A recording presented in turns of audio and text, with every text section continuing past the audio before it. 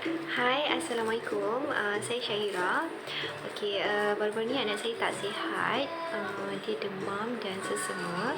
So, bila dia keadaan ni, bila dia demam dan sesama ni, dia selalunya tak nak makan. Dia susah nak makan. And then, bila kita bagi pun dia tolak. So, banyak dia nak minum susu je. Tapi kadang-kadang tu pun susu pun susah.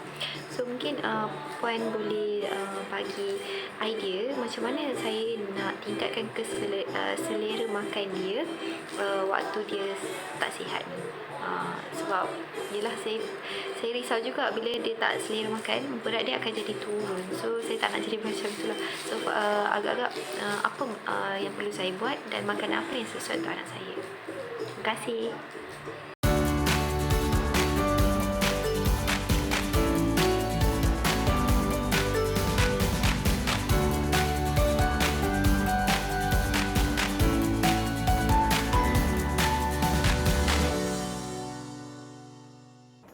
Assalamualaikum semua, salam sejahtera bersama saya Syaza, nutritionist pakar pemakanan anda dalam slot sarapan sehat. Hari ini kita nak berkongsi dua jenis menu yang sangat membantu untuk meningkatkan imuniti tubuh badan anak kita. Ialah kita sebagai ibu bapa mesti rasa bimbang bila anak kita jatuh sakit kan, lagi-lagi ketika wabak pandemik COVID-19 ni berlaku. Jadi sebagai ibu bapa sangat penting untuk kita membekalkan nutrisi yang lengkap dalam diet harian kita, kerana tahu tak anda, nutrisi sangat memainkan peranan penting dalam meningkatkan imunisasi badan anak kita. Sebab itulah pastikan cukup lengkap dua-dua nutrisi, iaitu makronutrisi dan juga mikronutrisi. Sebab itu hari ini saya nak berkongsi dua jenis menu, iaitu sup tofu bersama kimchi dan juga omelet brokoli.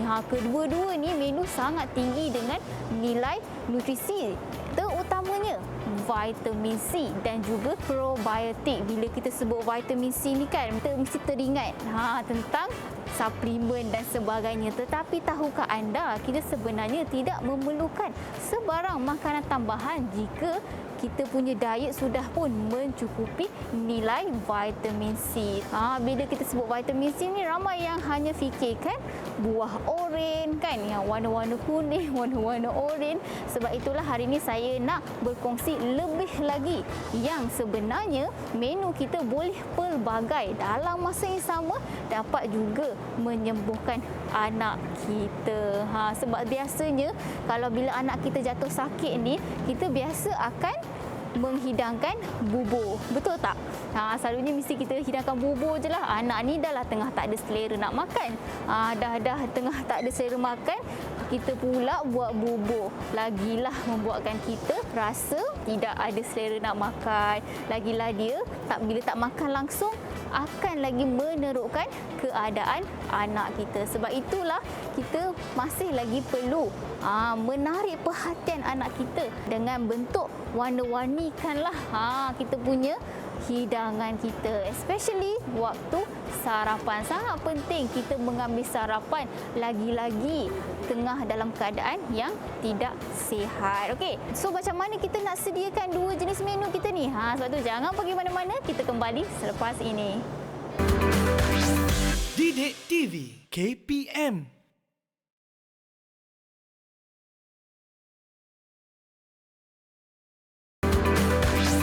Didik TV KPM.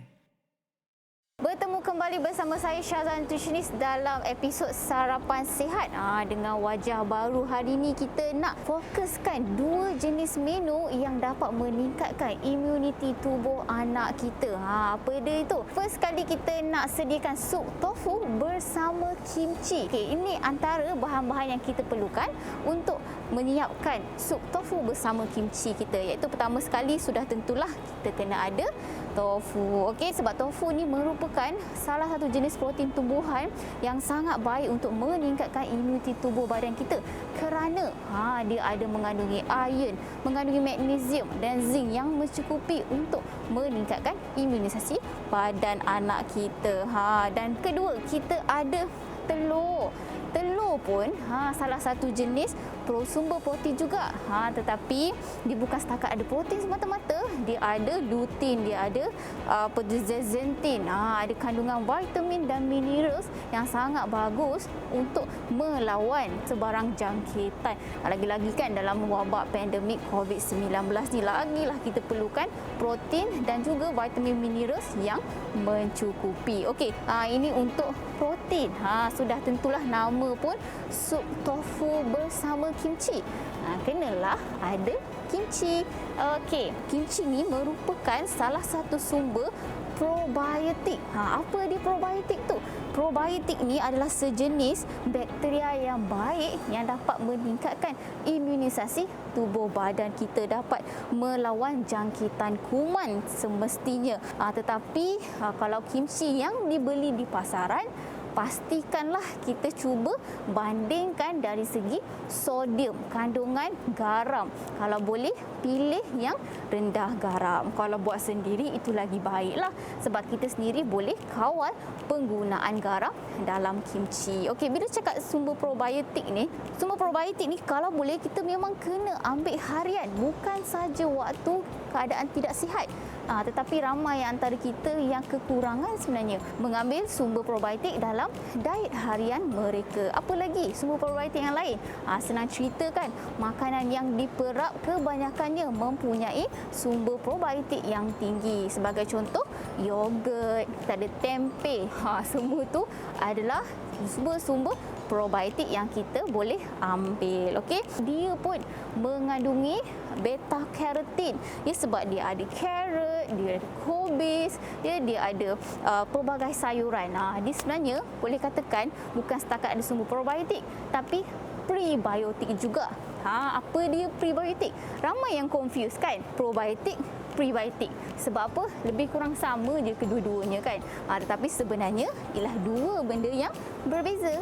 Probiotik adalah sejenis bakteria baik. Kalau prebiotik adalah makanan kepada bakteria baik tadi daripada sumber sayur-sayuran dan juga buah-buahan. Jadi kedua-dua ni sama penting untuk tingkatkan sistem penghadaman dan juga imuniti badan kita. Okey, ni bukan saja untuk anak lah, tapi satu family memang boleh makan sekali sebagai sarapan. Okey, dan seterusnya kita kenalah ada sumber prebiotik yang orang kata tambahan lah selain daripada kimchi. Okey, kita ada bawang.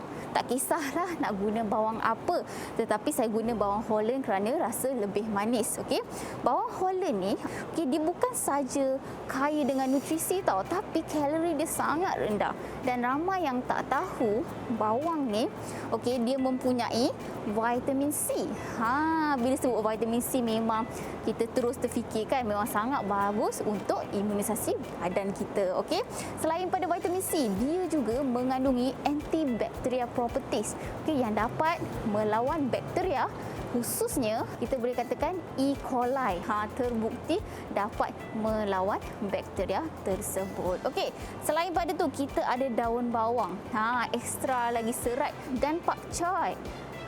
Kita ada sayuran pakcoy. Okey, sebenarnya tak kisahlah sayuran apa pun, tapi kenapa saya pilih pakcoy? Okey, pakcoy ni merupakan salah satu jenis sayuran yang ada dalam kumpulan cruciferous. Apa tu kumpulan cruciferous? Kumpulan cruciferous ni adalah sejenis sayuran yang dapat melawan karsinogen dalam makanan. Dan seterusnya kita ada mushroom, kita ada cendawan enoki di sini. Okey, cendawan ni memang sangat tinggi dengan selenium, dengan vitamin B. Bukan saja dia kaya dengan serat, okey, cendawan juga dapat membantu untuk meningkatkan imuniti badan kita. Okey, itu dah cukup dah, kita punya serat, kita punya main ingredient kimchi, kita punya tofu dan telur. Lepas tu kenalah ada kita punya sumber lemak, iaitu kita ada minyak, dua jenis minyak. Sebab saya nak kena tumis dulu bawang tu, satu minyak saya guna untuk tumisan, saya gunakan olive oil, iaitu minyak zaitun, dan juga saya ada gunakan minyak bijan untuk bagi rasa baulah lagi naik bila kita padankan dengan kimchi tadi. Okey, lemak pun kita perlukan. Siapa kata kita perlukan lemak? Kita perlukan lemak, cuma kita kena kawal kuantiti. Macam mana kita nak ukur lebih kurang dalam satu saiz ibu jari. Itu paling mudah lah. Dan sebagai bahan perasa, serbuk cili ini bergantung pada individu lah. Kalau anak kita okey nak makan pedas, boleh letak sedikit, tak perlu letak pun tak apa. Ini sebagai bahan perasa semula jadilah kan, sebab kita tak guna garam. Seperti mana kita tunjukkan ni, kita memang tak gunakan garam. Sebab apa? Dalam kimchi tadi dah pun mengandungi garam. Juga kita ambil daripada bahan perasa semula jadilah, macam bawang dan juga serbuk cili. Okey, dah cakap tentang bahan-bahan ni, jangan lupalah air sebagai untuk jadikan kita punya sup tofu bersama kimchi hari ni. So, macam mana kita nak buat ni?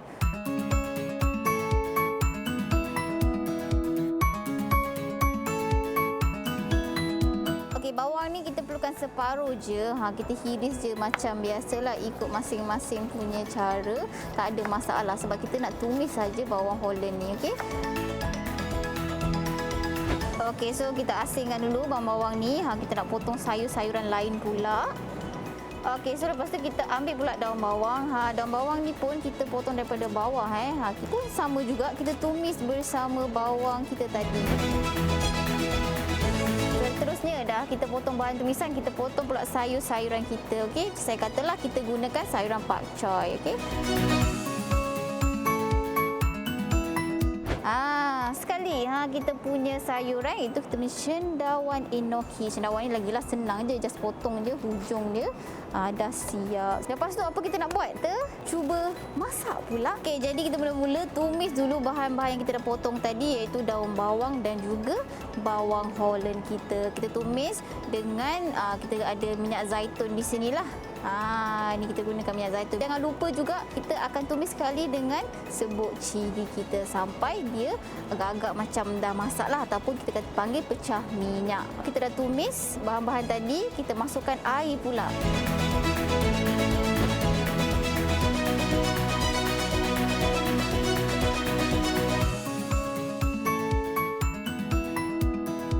Kenapa di akhir sekali? Sebab sayur-sayuran kita nak pastikan vitamin B dia tidak berkurang ataupun tidak hilang sepenuhnya lah. Kalau boleh kita masak sekejap je sayur-sayuran ni. Lagi sayuran hijau. Dah agak-agak menggelegak kita punya sup tofu tu, kita masukkan pula telur. Siap kita punya sup tofu bersama kimchi. Sedap, makan panas-panas. Kita boleh makan bersama dengan nasi ataupun bihun pun boleh, tak ada masalah. Sebab kita dah ada semua sumber kat sini. Kita ada sumber lemak, kita ada sumber protein, kita ada sayur-sayuran.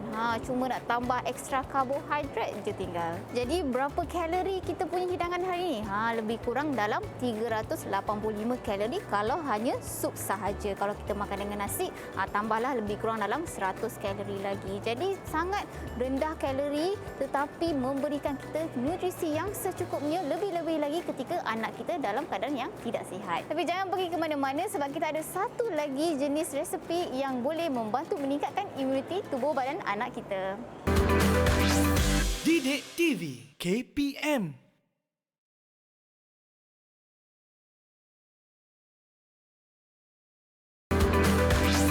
Didik TV KPM.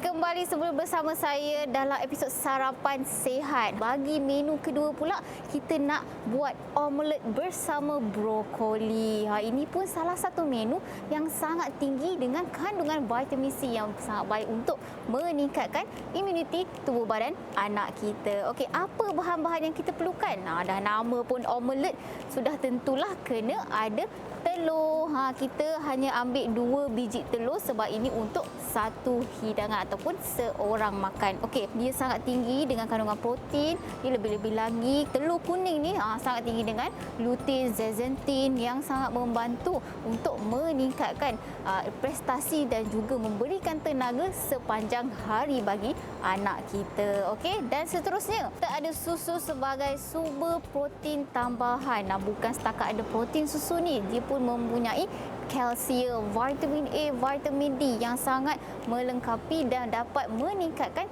imuniti tubuh badan anak kita. Kita dah ada sumber protein kita, seterusnya kita kena adalah sumber serat kita. Kita punya menu hari ni memang sangat tinggi dengan nilai vitamin C. Sebab apa? Kita ada 3 jenis lada benggala ni. Capsicum ataupun bell pepper. Macam-macam nama dia kan. Apa yang membezakan antara tiga lada benggala ni? Selain daripada warna lah. Sebenarnya warna ni menentukan bila lada benggala ni dipetik. Selalunya warna hijau ini adalah yang paling muda. Sangat sesuai untuk dijadikan bahan tumisan kerana rasa dia kurang manis berbanding dengan kedua-dua warna ni. Okey, warna kuning ni dia sebenarnya separuh masak pun sesuai untuk bahan tumisan, tapi juga sesuai juga kalau kita makan macam tu sahaja. Dan yang paling bernutrisi terutamanya vitamin C memang sangat tinggi di dalam lada benggala berwarna merah dan dia punya rasa lebih manis berbanding dengan warna kuning dan warna hijau. Okey, tahu tak berapa keperluan vitamin C harian sebenarnya? Tak perlu banyak pun, dalam lebih kurang 75 mg hingga 100 mg sahaja sehari. Dan yang menariknya, satu cawan lada benggala yang dah dipotong sudah pun mencukupkan keperluan vitamin C harian kita. Tak perlulah lagi kita nak ambil lah makanan tambahan dan sebagainya. Kerana apa? Bukan setakat lada benggala ni ada vitamin C. Brokoli pun mempunyai vitamin C. Bukan setakat vitamin C, brokoli pun ada vitamin A, ada vitamin K, memang penuh dengan nutrisi. Dan salah satu untuk kita nak kata memikat selera anak kita untuk makan sayur-sayuran ni, kita boleh cubalah resepi ni. Selalunya budak-budak ni dia tak nak nampak sayuran. Sebab itu bila kita campur dan jadikan omelette, dengan cara inilah kita dapat memikat selera anak kita makan sayur-sayuran. Okey, dan kita ada juga kita punya bawang Holland. Ingat tak saya cakap tadi dalam menu pertama, bawang Holland ni bukan saja mengandungi vitamin C, tapi dia juga mengandungi antibacterial properties yang boleh melawan bakteria, khususnya bakteria E. coli. Nak kata satu pinggan ni memang semuanya kaya dengan vitamin C. Memang sah-sah cukup dah satu hari punya keperluan vitamin C. Okey, dan seterusnya kita ada sumber serat tambahan di sini iaitu daun bawang. Dan juga kita ada sedikit mozzarella cheese ataupun keju mozzarella. Okey, ramai yang ingat keju ni semata-mata memberikan bahan perasa, tetapi dia juga memberikan sumber kalsium kepada anak-anak kita, lagi-lagi yang sedang membesar. Dan sudah pasti kita perlukan minyak untuk tumis kita punya omelette pada hari ini. Okey, saya gunakan minyak zaitun lah, kerana sebenarnya tak kisahlah nak guna minyak apa pun, cuma yang penting jaga kuantiti. Tetapi saya pilih minyak zaitun ni kerana di antara minyak yang paling sihat di dunia, kerana kaya dengan lemak tidak tepung. Okey, so macam mana kita nak buat omelette brokoli kita ni?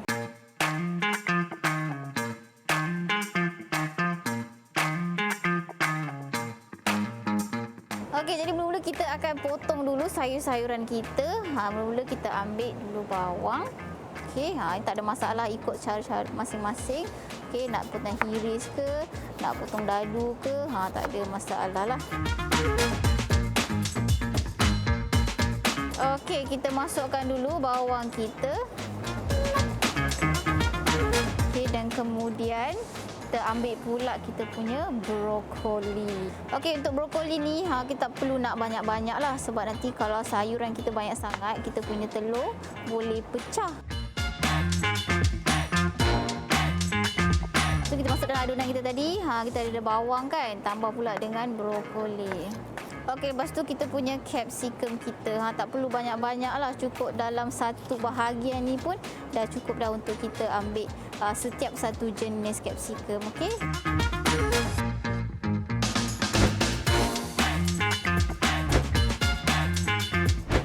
Okey, lepas tu last sekali kita punya daun bawang.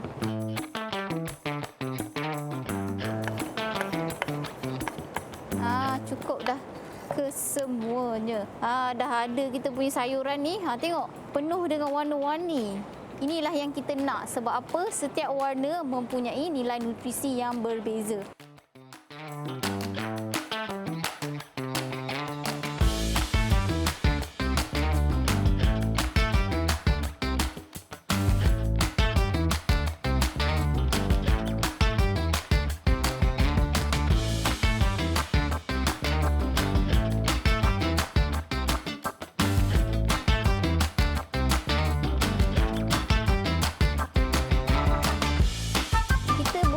Macam kita masak telur dadah biasa. Kita boleh gorengkan dia. Dah siap. So, macam mana rupa dia? Okey, jadi siaplah sudah kita punya omelet bersama brokoli dan sayur-sayuran. Okey, yang untuk mozzarella cheese ni tadi, kita tabur je bila agak-agak telur tu dah masak. Bagi mozzarella cairlah. Lepas tu, dah jadilah kita punya omelet brokoli. Boleh dihidangkan bersama dengan roti. Kerana dalam omelet ni dah cukup dah sayur-sayuran, dah cukup dah protein. Cuma nak kena tambah karbohidrat sahaja. Kalori lebih kurang kalau telur sahaja semata-mata dalam 350 kalori. Kalau kita tambah dengan roti, ada extra 100 lah di situ. Sangat mudah untuk kita sediakan. Boleh jadikan sarapan sihat dan juga membantu meningkatkan imuniti tubuh badan anak kita. Okey, selamat mencuba. Jumpa lagi pada minggu hadapan. Bye.